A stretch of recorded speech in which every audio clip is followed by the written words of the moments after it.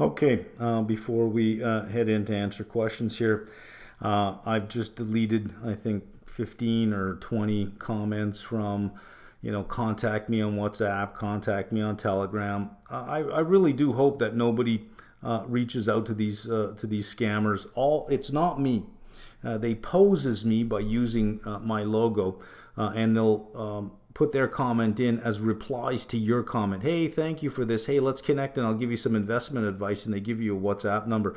That's not me. I will never, ever, ever ask you to contact me on WhatsApp or Telegram. If I want to talk to you, I'll give you my email address. You can contact me directly, but I'll never do something like that, ever. So just, I know that you see it in a lot of places. I know you're aware of it. I know that you're not easily drawn in, but for the one person out there who might think it's me, that's not me. It's just somebody who's going to try to scam you out of money, under the guise of you're investing in some kind of crypto, whatever it is. But these losers are back, and YouTube shows no desire whatsoever to get rid of these people, which I don't get. Maybe that's why their advertising is down. These advertisers are saying, look, I mean, if it's just going to be the Wild West for scammers in the comments section, we don't want to associate our brand with something like that. I think YouTube needs to step up their game on this. Anyways, let's go. Okay, let's get some questions out of the way. First one, by the way, thank you for that. Let's get the pen working there. Have you ever considered turning on YouTube membership? Because of these videos, I know many of the right questions to ask and how to formulate answers to many of the questions. This is obviously worth more than zero. A potential reward could be something like priority to get questions answered. Not really. The reason I use YouTube, I have a site. I have a site I could use if I want memberships without having to share 45% of the revenue with YouTube, and that is the cut. They take 45%. There are more efficient ways to get that done. I use YouTube because it's free for you. So this is stuff that I do for free. I don't feel the need to charge for this.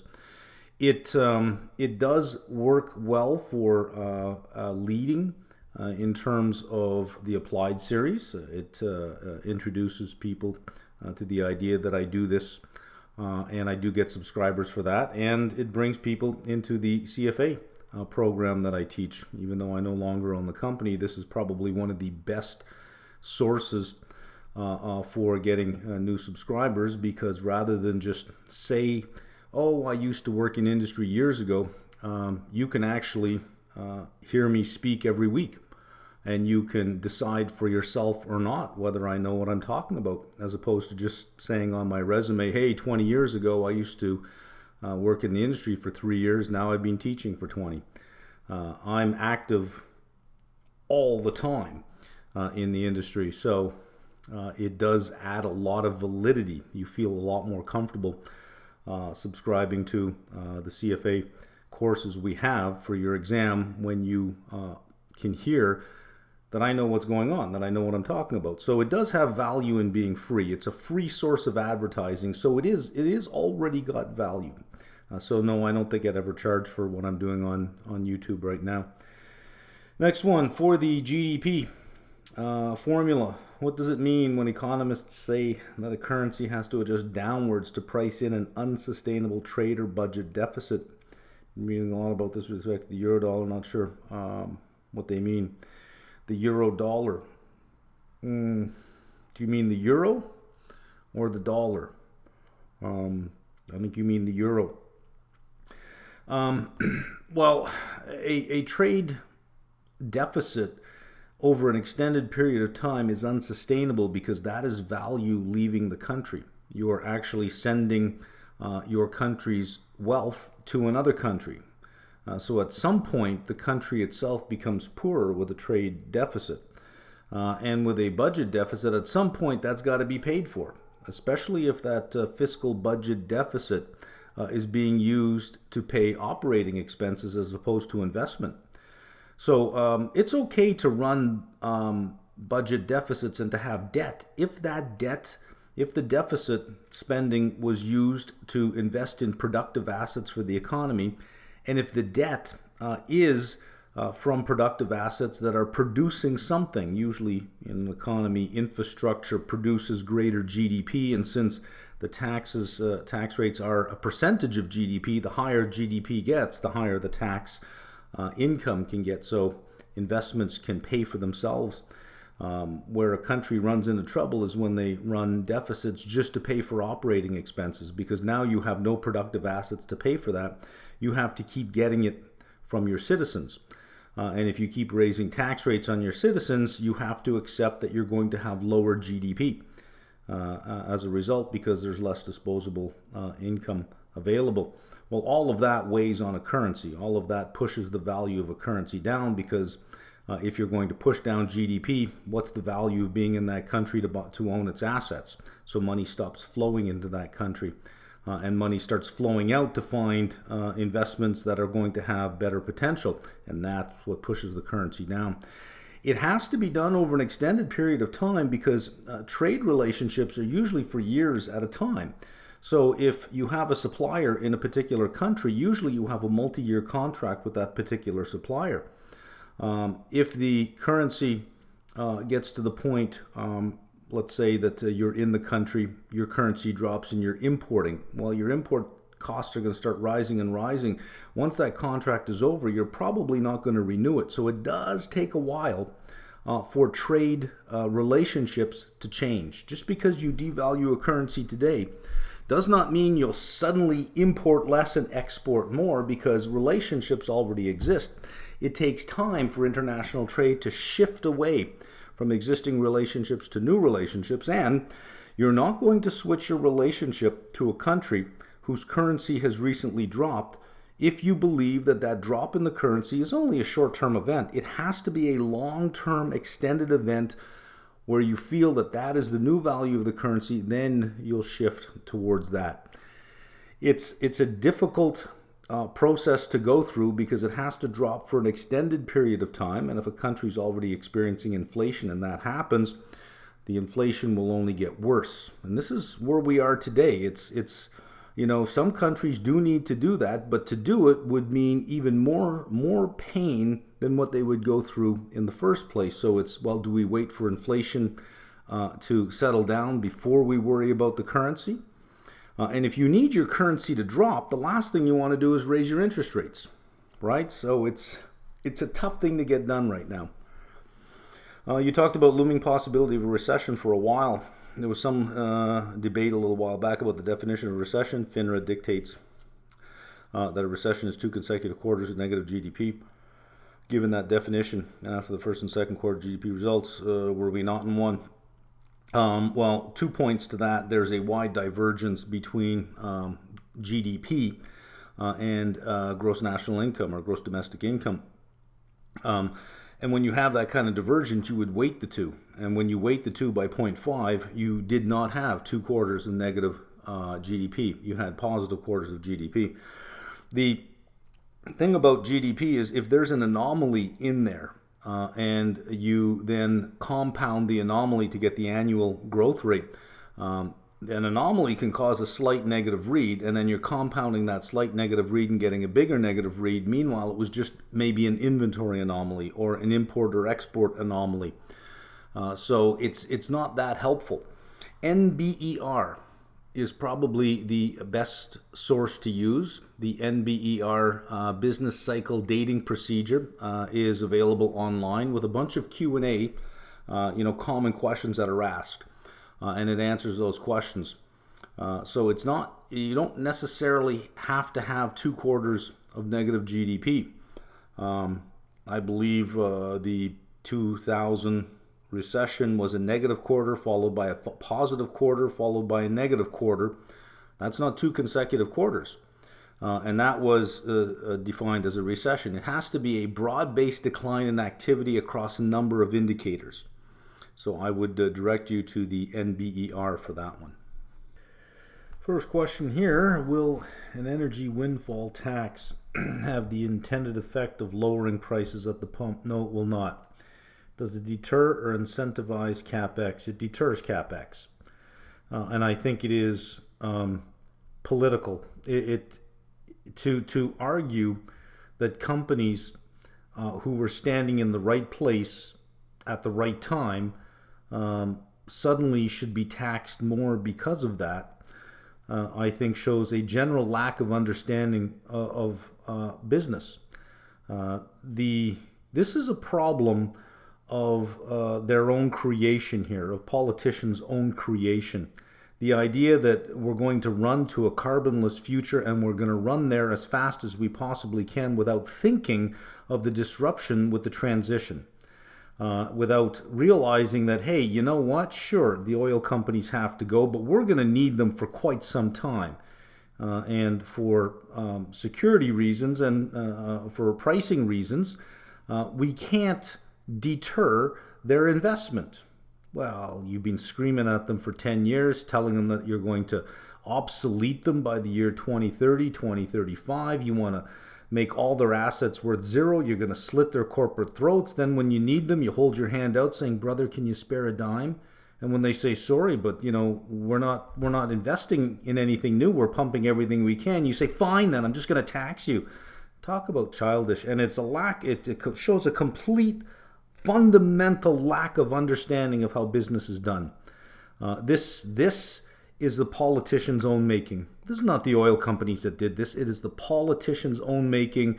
And what are they going to do when they don't get their way? Like a little kid throwing a tantrum? Fine, then I'm just going to tax you. I think it is this kind of tax. This is government confiscation. This is confiscation of wealth. It's confiscation of pensioners' wealth, because almost every pension fund holds these companies. This money is not flowing to the top 10%. When you hear people say only the top 10% have exposure to equities, bullshit. Bullshit. It's like 60-70% of the population have exposure to equities. Do you have any kind of future state pension plan? You do? Guess what? They hold equities. Do you have any kind of company pension plan? Guess what? They hold equities. Do you buy any mutual funds in your own defined contribution pension plan? Guess what? They own equities. Everybody has exposure to equities who is working and who has either a government pension or a company pension in their future. Let alone having your own savings that you also have investments in. So all they're doing is telling America, is saying, hey, we'll protect you by destroying the value you think you're getting in your pension plans. Complete idiots. But that's where democracy is today.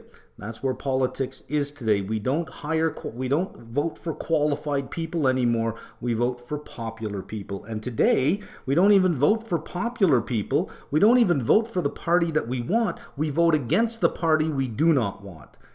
Democracy is broken. It is broken.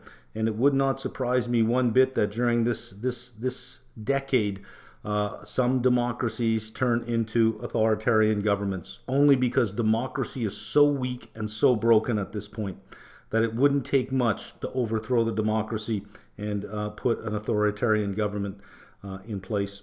Something has to be done.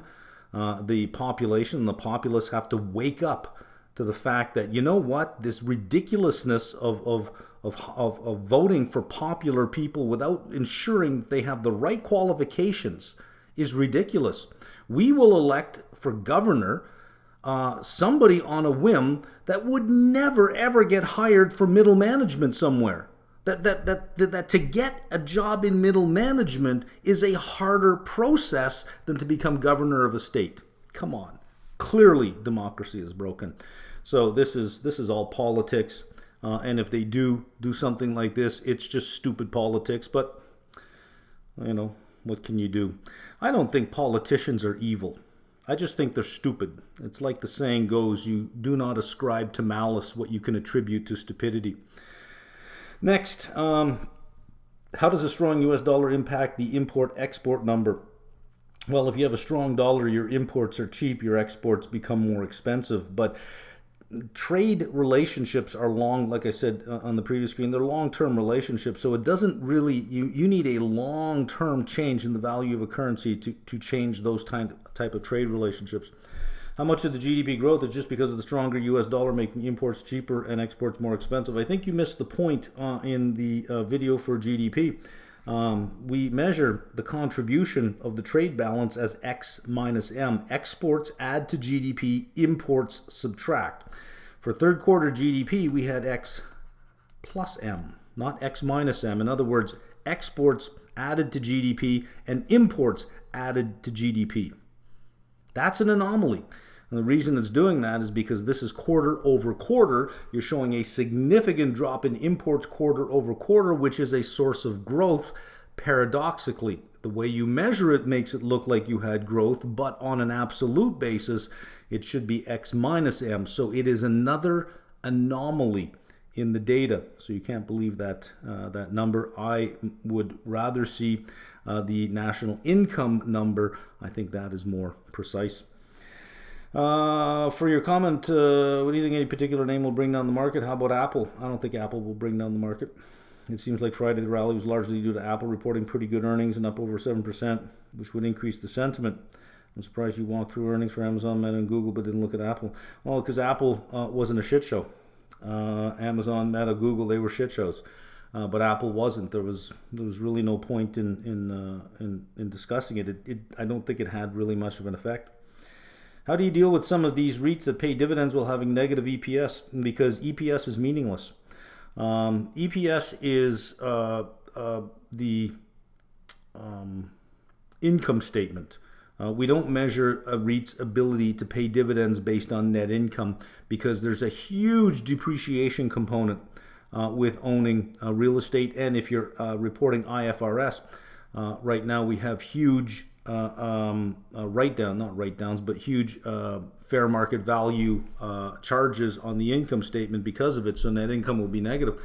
It is cash flow. Cash flow is the only thing that matters. In any one quarter, you can have non-cash charges, non-cash impairments, depreciation is non-cash. You have to look at your payout ratio versus the funds from operations, or even better, the adjusted funds from operations. And if your payout ratio is around 70%, you're doing quite well as a REIT.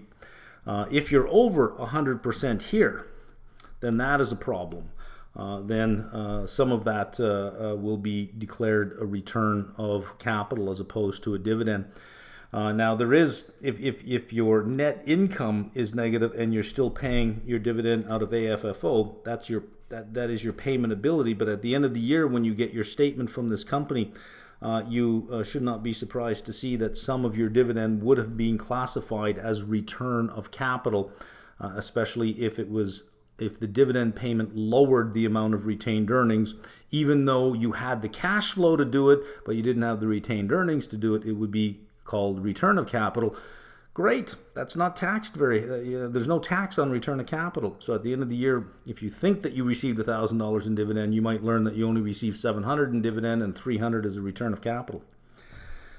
I understand the Fed isn't wanting a rally, but wouldn't you think they need a strong stock market in order to comfortably offload their balance sheet? Well, their balance sheet are bonds, not stocks. So you don't need a strong stock market to offload bonds, and they're not offloading bonds, they're allowing them to run off. In other words, when they mature, you get your principal back when they mature. That's what they're doing. They're not actually selling anything into a market.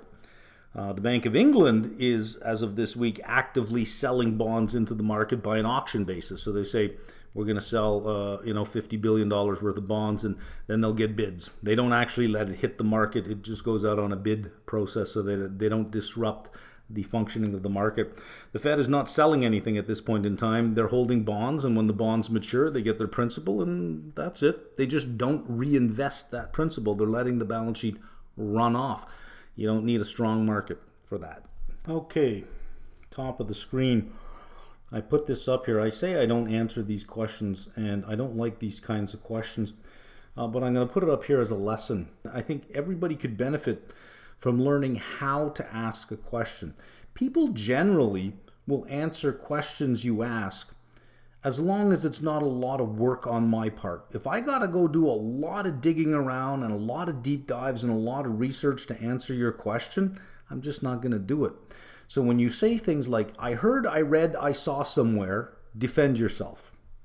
I heard this somewhere, you're saying something different, defend yourself. Well, no, because I got to figure out, well, where did you hear it? Who said it? Is it a credible source? When did they say it? Why did they say it? In what context did they say it? Are you sure that's what they said? Are you repeating it correctly? Did you understand it to begin with and you think that it said this, or did it really say this? You're asking me to accept a lot. That when you ask a question, you want to show that you have done your homework.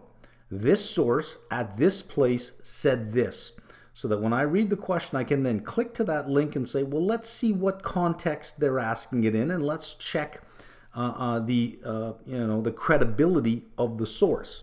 But I think I can answer this one here fairly quickly. Recently, came across a couple of videos saying futures is better for trading compared to options, especially for beginners with small accounts. There's a big problem right there. Futures have big margins, more so than options do. Futures have big margins. It's doubtful for a small account that a futures contract is going to be sufficient. Extremely doubtful. So I would say the credibility of the video, the credibility of the source is very much in question. But again, if you're going to ask questions and it's going to be of the flavor, I heard, I read, I saw somewhere, I want you to stop. If you haven't got the time to verify the information, don't expect me to have the time to verify it. Next, what source are you using showing weekly returns on the REIT subsectors? And I say this right in the video. This is from my news feed in IB. And this comes from Seeking Alpha on this one. When I link to it, Seeking Alpha says, you can't see. You've already seen two articles this week. So it doesn't let me see who the source is so I can cite the source. And in the IB news feed, it just says Seeking Alpha. But when I click to go see it, Seeking Alpha says you can't see it, which means I can't attribute it to the proper author for the source. So it's on Seeking Alpha somewhere. You mentioned a number of 100% indicators that happen to fall apart this year while discussing 3-month, 10-year spread. What indicator are you referring to? The big one is the technical indicator that says when you have a stock, an index that's down 20%. In other words, you got a bear market. Whenever it rallies at least 50%, from that bottom, the market has put in a bottom. Well, it did that earlier this year. We were down over 20%, and then it rallied and it crossed the 50% point, which is a technical indicator that has never failed, 100%. And we know that we have broken that. So that's the thing with technicals. When the fundamentals show up, the technicals mean nothing. I have a question about revenue increase decomposition. Organic growth is an increase in revenue to change in price and volumes, and you got a whole bunch of P's and Q's and deltas on the screen. No one's going to read that, but I think I know what you're doing, and I think I can make it really easy for everybody. Let's draw a box. There's price, there's quantity. So revenue, we know, is P times Q. Well, you can change your price. There's delta P. And you can increase the quantity that you sell. There's delta Q, which means your revenue is that whole box. Well, you can break it apart. There's your original revenue. There is the incremental revenue due to a change in price on your original quantity. There is the additional quantity at that original price, and this is the interaction of the two. It's the additional quantity multiplied by the additional price, and there's the breakdown of your revenue based on price times quantity, price, change in price, quantity, change in quantity. Okay, hope you're well. Still don't get why import is added and not subtracted from the X minus M component. It's because the change quarter over quarter was a significant enough drop that it became a source of growth. So it took away, if you have X minus M in one period, and then the next period you have, let's say, a larger X and a smaller M, the difference between X minus M here will be larger than it is here, so that the drop in imports becomes a source of growth in comparison to the quarter before, but it really isn't. It's an anomaly. For some odd reason, Interactive Brokers I saw publishing analyst research for all stocks for Central European clients. Although I did exchange a few messages with their client service, they wouldn't provide any particular answer or point me in the right direction to the relevant EU regulation.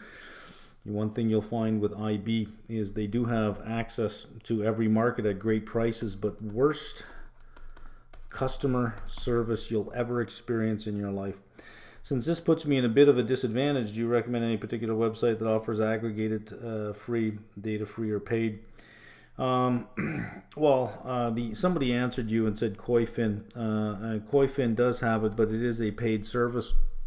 As far as getting price recommendations and targets, I really don't know. Typically, you get this right from your broker. It's just a service that they provide. They aggregate all of the information that they have available that is out there as well. Especially, I was going to say especially sell side. It's all sell side research. Buy side doesn't publish. Buy side does its own research for itself internally. It doesn't really want to share its information, but it's all sell side. Every brokerage is full of customers, right? So usually you get that stuff. So I really don't know what the answer on that one would be for you. You said in your last video, S&P 500 turnover is quite significant, but does the S&P index performance reflect that? It wouldn't. So if you have 500 components and 5 leave and 5 new ones come in, remember the index itself is the sum of the price multiplied by the number of shares outstanding. That's market cap, and it's the sum of all of them, right? And then there's a divisor so that you have some value for the index. Let's say it's 4,500 and you kick 5 out and you add 5 in. Well, your numerator is going to be different. So the divisor is adjusted every time there are changes. The divisor is adjusted so that this does not change. So when someone's kicked out and a new healthier companies are brought in, the index value doesn't change because the divisor changes. So it is reflected in the index without having the price change, but it is part of the index. Does that mean if I were to invest in S&P 500 ETF index fund 20 years ago, my return would be much lower? Nope, it'll be exactly what the S&P return, because every time a company goes bankrupt, it very rarely does a company go bankrupt when it exits the S&P 500.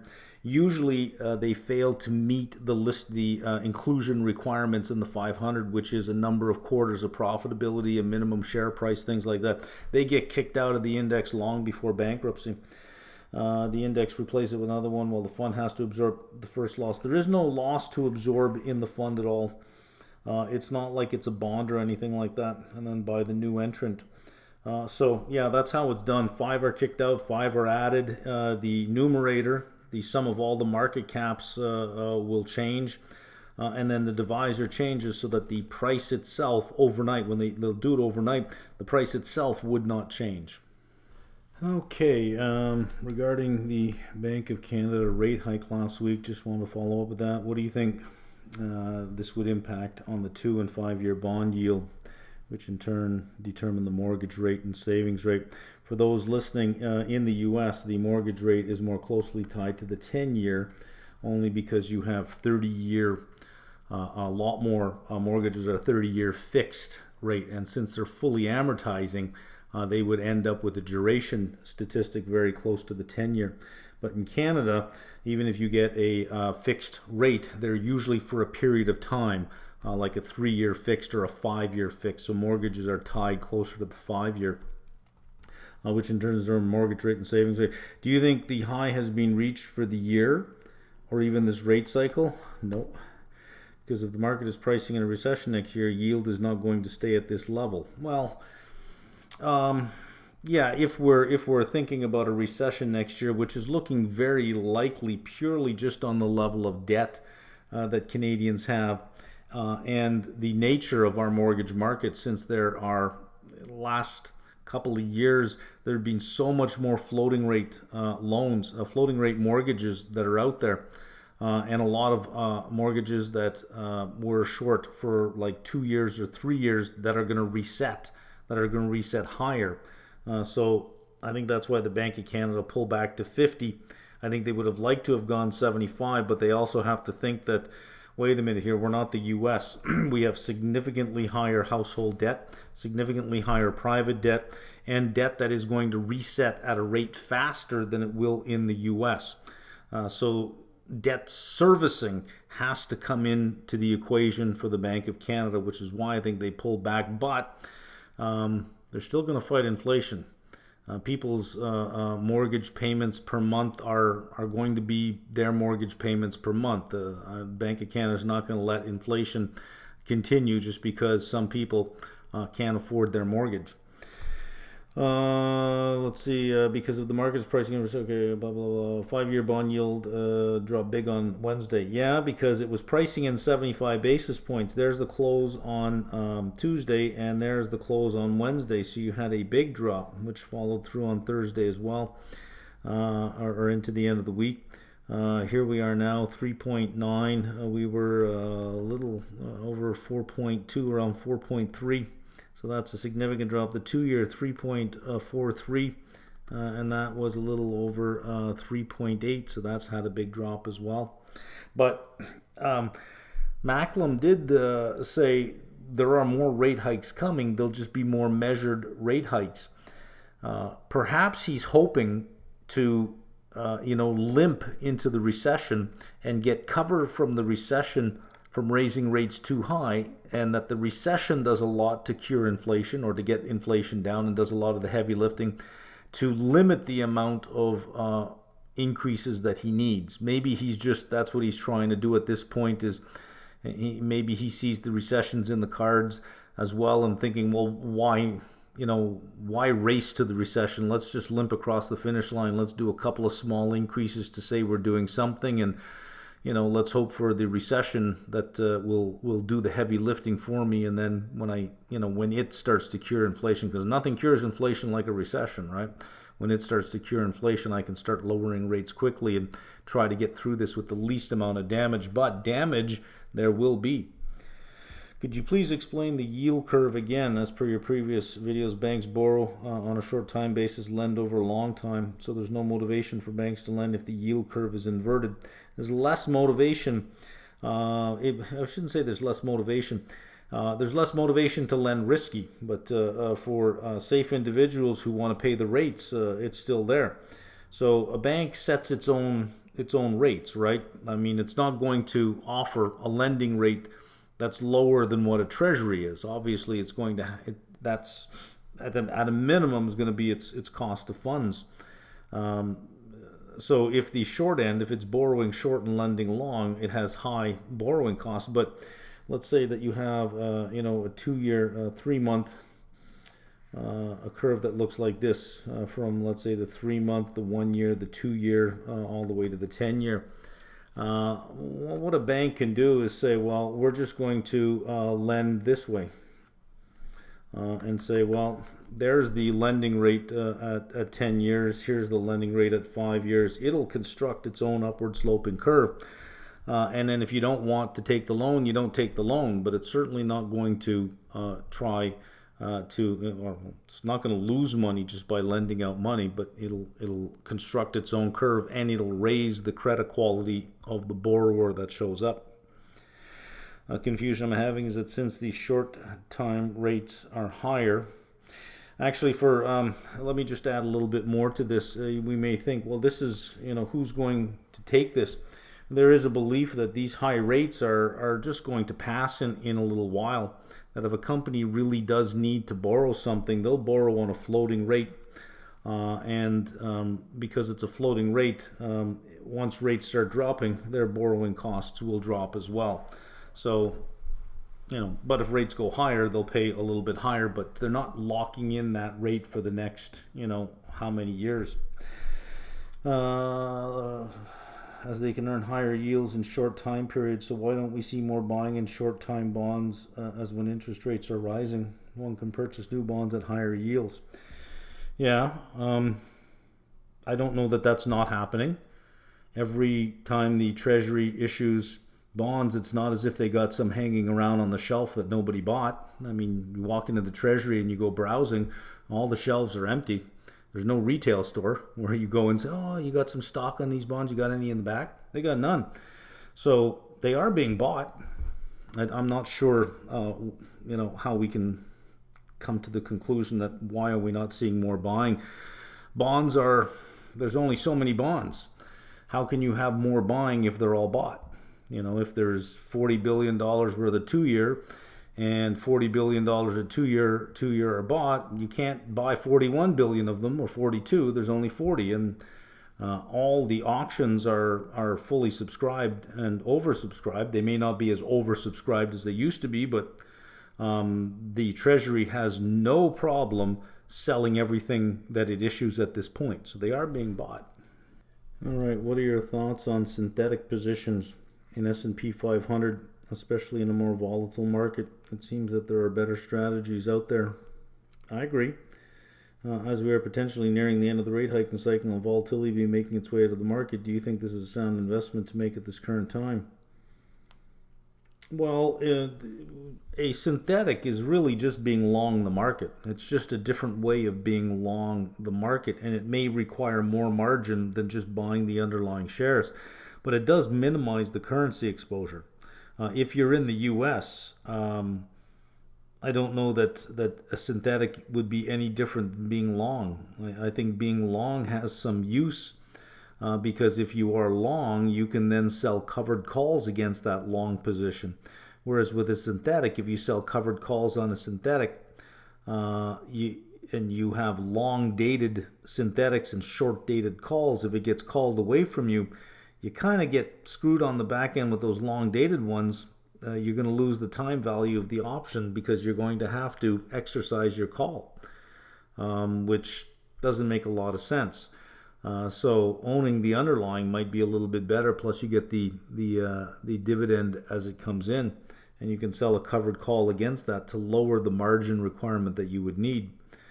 But as anything, you have to have some view of the future and some holding period horizon. If your holding period is the next 4 months, having a long position might be questionable. What if it goes down? If you need the money in January for something, it doesn't make a lot of sense. But if you don't need this money for 5 or 6 years, I can tell you this, in 5 years, the market is going to be higher. It'll be higher. Simple as that. So if you buy the market and say, well, I'm just going to buy the market and go away. Every quarter I will sell a call on the index at 16 delta, or every month you'll sell a 16 delta call on the index. You're not going to get greedy. You're just going to reach for a little bit more yield. You're going to try to double the dividend from a 2% dividend to a 4% dividend. If you can do that, just squeeze out an extra 2% a year and compound that over a long period of time. That's powerful.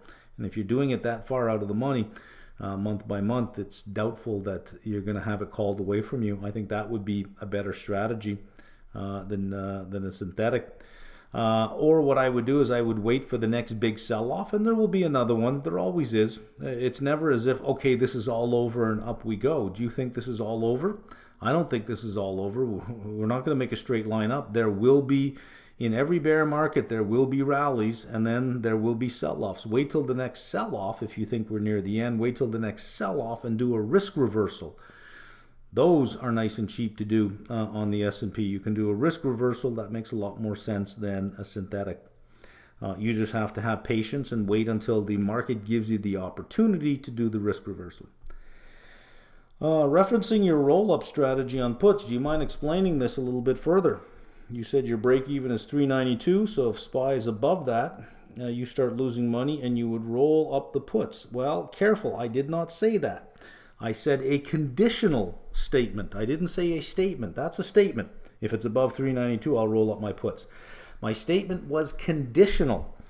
If it's above 392 and I believe that move, then I would be rolling up my puts. I wouldn't roll them up just because it's over 392. If the Fed raises 75 basis points on Wednesday and continues to talk tough and does not give the market any sunlight at all and the market rallies on that, I would say that's the wrong move. That's the wrong move, and I would not roll up my puts. In fact, I would simply just close my puts and keep my calls, because at that point, I'm betting in the direction that I feel. However, if I think that the market is fundamentally changed where I say, okay, you know what, that downside is not going to be there. Anything below 380 now, I just don't believe it. Maybe that's the floor on the market, 380. And I think, depending on what the conference is on Wednesday or tomorrow. While I'm doing this on the Tuesday night, so if you hear the word tomorrow and you're just watching this on Wednesday, it's because from my perspective, it's tomorrow. If the press conference signals that, yeah, we're going to slow this stuff down and the market rallies, at that point, I can't fight that information. I have to say, okay, well, that is clarity. That is new information. That brings up the floor on the market. And if it brings up the floor, I will roll my puts up because I will believe that the market can rally to 41 or 41.50 by the end of the year. And if I believe that that's the move, if I come to that conviction, I will roll my puts up. I will not roll my puts up just because the price goes above 392. It has to go above 392, and I have to believe that that's the right move. So I didn't make a statement. I made a conditional statement. Let's see, it means you would close lower strike puts for a profit and reopen higher strike puts. That's what rolling up does. One thing I learned is to ask, what if I am wrong, before entering any position, and have a plan if the position works for you or against you. Well, as I said, I wouldn't do it unless I really believed it. And if I rolled my puts up and I was wrong in rolling my puts up, I would have to believe that the floor on the index is higher than what it was last month. So last month, maybe you thought the floor on the index was 3650 or 3600. If I believe the floor on the index is 380 to 390, well, okay, I don't mind rolling my puts up and making my break even somewhere around 378 instead of 349. You see what I'm saying? Let's see. SPY falls, and this is nothing more than a bear market rally. Well, we'll find out tomorrow. It has the feelings of a bear market rally right now. It has all the feelings of it, considering where we are in the business cycle, considering the divergence I'm seeing in some indicators right now, that some indicators are going up while other indicators are going down. They should be converging and they're diverging. It makes me feel that this is really nothing more than a bear market rally. In that case, your short calls will help, but then you will be stuck with the higher strike puts. Yeah, well, if I believed it. So I think I've answered that. As interest rates rise, some players such as insurance are shifting from the equity market. Could that be considered a structural change? I don't think so. It's an asset allocation change. It's a change to the strategic asset allocation, but I don't know that I would say that that would fundamentally change the structure of the market. If so, how would such a structure change impact your analysis? Well, it wouldn't. When one is looking at PE mean, one will look at different time ranges rather than the past decade. Well, yeah, I do think that the past decade is probably a little bit misleading, only because of the easy monetary policy that we had. However, I don't know that would be, this idea that inflation is going to be with us for the next decade. I've heard this. I don't think so. Technology is fundamentally deflationary, and technology will not stop. When you have countries with very low population growth, very low levels of immigration, and paces of technology like the US has, that is in itself deflationary. You have some inflationary problems right now, primarily due to supply constraints. The biggest supply constraint in the US is the labor market. Technology will move to solve all of that. I think longer term, the US is probably looking at more of a deflationary problem in the long term, not over the next 2 or 3 years. So I don't know so much that the last 10 years might be too far away. Let's see. My conviction is that the market may sell off in the near term. So I was thinking of playing options on VIX, buying out the money call for November 15th expiration. I guess my first question is, why so far out? I was surprised to see fairly large disparity. Yeah, why so far out? What you don't want is VIX to increase and then decrease. You got VIX will the premiums, the demand for calls will increase in front of risk events. Nobody wants insurance against lower volatility. You want insurance against higher volatility. So when you look at the distribution of puts and calls on the SPY, when we're worried about risk on the SPY, the demand for calls tends to drop while the demand for puts tends to increase. Well, that is completely opposite. Flip that around in the mirror for VIX. The demand for calls increases. But why pay so much? Why not just go in front of the risk event? I mean, you have the Fed on Wednesday. You'll have an after reaction on Thursday, followed by a jobs report on Friday. I would just buy VIX options if you think that you want to buy call options. You're just playing those particular risk events. I mean, I would be buying those particular risk events, and that's it. Also, the IV is 76.5. Yeah, it is rather high.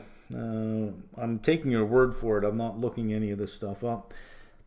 But it's not surprising, which is higher than other expiration dates. Just wondering how, well, probably higher than other expiration dates only because you have a whole bunch of risk events sitting right between you and November 15th. You still have a lot of earnings coming out over that period of time. You have a Fed meeting, which on its own is a big deal, and a jobs report, right? Let's see, does this simply mean there's greater interest for calls? Yeah. Do you ever use options on the VIX? No, I don't, because I can't, there is no underlying to be delivered to me. So it limits the strategies that I could use, that if I'm wrong, I can only win or lose. I can't roll my strategy into the next one, and I hate losing. I've worked my way out of some ugly situations. As long as I can have the underlying and have the options, I can always work my way out of ugly situations. If you have the patience and the discipline, you can always work your way out of an ugly situation. But with options on an undeliverable underlying, I can only win or lose, or roll them forward and kick the can down the road, but I can't manage the parts of the distribution. I can only roll those parts forward. So I don't like it when I can't have the underlying. With a background, I myself interested in pursuing a career in education. It's a career in education is a form of public service. Make sure you understand that, right? It's public service. Conventional or otherwise, do you have any advice you can share for those who wish to become educators? Yeah, a very simple piece of advice is you are not the keeper of knowledge. You are sharing the knowledge. That's the whole point. You're sharing the knowledge. You're not selling knowledge. You're selling your ability to translate the knowledge. The essence of teaching is as follows. Teaching is not about telling a bunch of people what you know. Teaching is about telling a bunch of people how to know what you know, such that they no longer need you. And the success of a good teacher is when nobody needs you in the end, when they grow past you and no longer need you. So your success ends up being a very lonely place to be because everybody moves on and no longer needs you. That's when you know that you've done well. That's why it is a public service. But if you're going to hoard the knowledge, if you're going to say, well, I'm going to drip the knowledge to you bit by bit because I want to charge for it, well, you're not really a teacher at that point, are you? You're a marketer of knowledge. You're just marketing it. Never really giving it away, always keeping them dependent on you to come back because you're never really revealing much, you're never pulling back the curtain. To be a teacher means you are giving away the very thing that they first paid you for, such that they will never pay you for it again. And if you can get that, well then you're on your way to being an educator. Okay, first one, would you have a list of asset management related books you'd recommend reading? For context, I am a charter holder working as an investment risk manager, but want to learn as much as I can. Okay, for risk, that's a little bit different than asset management. Risk has very defined, a very defined process. So it can be very formulaic driven. It's just a matter of how you think about risk and how you would measure risk. So almost any good risk management textbook would be appropriate in either fixed income or, depending on what risk you're trying to measure. There are different risk certificates out there as well. There's the FRM, which is the Financial Risk Manager. There's the ERM, which is the Energy Risk Manager. I think there's another one too that is like a different one. It's kind of competes with the FRM, but I forget which organization has it. But for risk, if you visit 10 different risk managers, they're probably all using in and around the same kind of tools. Asset management is different because you need different strategies and different views on the market, and different assets that you'll use, different types of derivatives that you'll also use as well, maybe currencies, maybe futures, maybe domestic, international. There's a whole bunch that you can do, which requires a really deep understanding of certain things. And there are two approaches, a very bottom-up approach or a very top-down approach. I, as you can tell, am very top-down. I start at the level of the macro and I work my way down, and from there it bleeds into certain sectors, and from sectors I can find certain stocks. But I don't just go hunting for a bunch of stocks and say, let's buy these. You have to be in the right, the market conditions must be right for those particular stocks. So for risk, yeah, you're kind of lucky there. For asset management, there aren't very many good ones. Sometimes you'll get a little bit of this, a little bit of that. And when somebody's writing a book about, here are the trades I made, here's what I did, oftentimes they're writing it after those strategies no longer work, and the only way to make money off it is to write a book, and then you become the next trade that they're making by selling you something that no longer works, or that has, efficiency has come to that particular strategy so much that there is no excess return left in it. Let's see, I absolutely love the deep dive into financials. We watched the hell of a 10K deep dive series. There was a couple of follow-on questions to this as well. I'll read them out on this one. It would benefit us if you could go over a few more of the 10Ks on that one. This is bottom up. So in the bottom up section, there are some things you can't teach just by saying, here's step one, here's step two, here's step three, especially when it comes to bottom up, because it's idiosyncratic. Top down is kind of generic. You can follow the same process no matter what country you're in.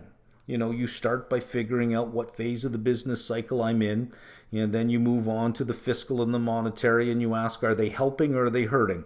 And then you slowly move down, the interest rates, where are we, what sectors are good, from the sectors are there specific industries that are doing well, and you work your way down. You can use that generic process in whatever country you're in. But when you're doing bottom up, every company is different.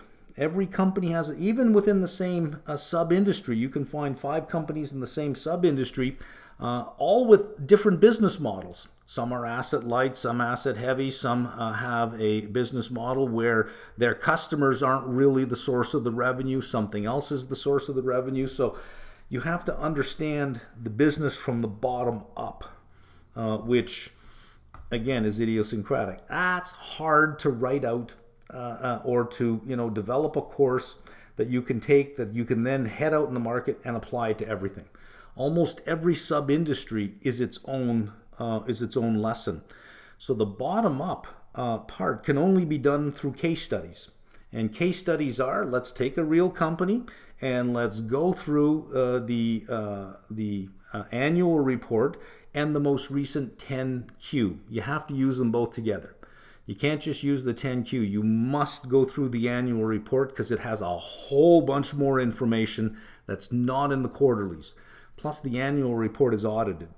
So the auditor requires a whole bunch more stuff to be in there where you really understand the business. Then you can look at the quarterlies for updates. Those are not audited and they don't have as much information. So the only good way to do a bottom-up analysis is case study method. Many of you have been through business school. You know that when you get to 4th year and you're in some of your capstone courses, you know that it's mostly done by the case study method. Because it's so idiosyncratic. There's no one textbook that can be written that says, here's the rules, and you can apply them everywhere. These generalize. They don't. Bottom up there's some generalizations you can make across companies, but for the most part, you really have to understand the idiosyncratic nature of each particular company. And just because you've read one company's annual report doesn't mean when you go to another company, you go, okay, I got this, I understand it. There'll be words and terms and extra charts and things in there where you go, I didn't see this in the last one. What does this mean? What does that mean? How do I interpret this? Do I need this information? Some of the information gets very granular. It's more for the analyst. For a retail investor, you do have to do a dive into these companies. You're thinking of buying ownership in a company. Wouldn't you take 5 or 6 hours or even a day or two and do a deep dive on it and say, okay, first of all, what the hell does this company make? What does it do? How does it make money? Where is it located? What assets does it have? Because you're going to be an owner of those assets. You should know what assets it has. What are the prospects for the company? What are the sources of growth? You want to know all of those things. Does it owe any money? Because, well, that debt sits in front of you. How much does it owe? When is this money due? Does it have the cash reserves to meet this? Is this going to be a problem? Are they going to have to roll over the debt on unfavorable terms? What is their current credit rating? All of these things are important to know. And then it gives you, when you buy these companies, you get to the point where you say, I can sleep at night. I can sleep at night because I know what I have is good, and I know what risks I'm facing, so that when you see a headline, you would say, uh-oh, that's going to affect something I have. Let me move now, before waiting 3 weeks to say, why is this going down? Yeah, so there will be a bunch of these. I can't tell you how many. They take a long time to do. You got to do them, and then you got to do all your screens, and then you got to find a process in a video that works well. So it ends up being almost probably about 2 weeks to really put one of these together in a very good way that has informative content, but also shows you how to do this so that you don't need me to do it every single quarterly report, that I give you the tools to do it yourself. That will be in the bottom up section, which is, I think, sometime in the spring. I'll start adding to that, but I'm probably going to add a couple to it before, because there has been some asking about agency, if I could go through agency. Agency looks complicated, but agency has a very, very simple business model. And as soon as you understand the business model and the risk factors, you can understand agency. It looks complicated, and it can be complicated if you let it overwhelm you, but it breaks down into 3 or 4 big things that you have to understand, and you're good on that. So I'll probably do something for agency. Somebody asked me to do something for ABR. I had done something for ABR as well, but maybe I'll do agency and ABR maybe before the end of the year. Maybe, not for sure, maybe before the end of the year, and put him in the bottom up module. And that is for the applied series. I added the first video for the top down, the macro top down, which is about the slowdown phase of the business cycle, because that's the phase we're in. And much like the bottom up, top down really, it's hard to just say, here's a generic video, and here's a series of videos, and if you watch these, you'll get it. It's really, you really need the examples going on in the market at that time. So it's really case study driven as well. So I started with the slowdown video. I think it's about an hour and a half, hour and 40 minutes, only because that's where we are. We're in the slowdown, so we may as well know we're in the slowdown. And how do we know we're in the slowdown? Well, that's within the video itself. So that's in the applied series. I will be doing quite a few of these 10Ks, at least 3 or 4 from each of the sectors. And we have 11 sectors of the economy. So it'll be 3 or 4 of the critical names in each of those sectors.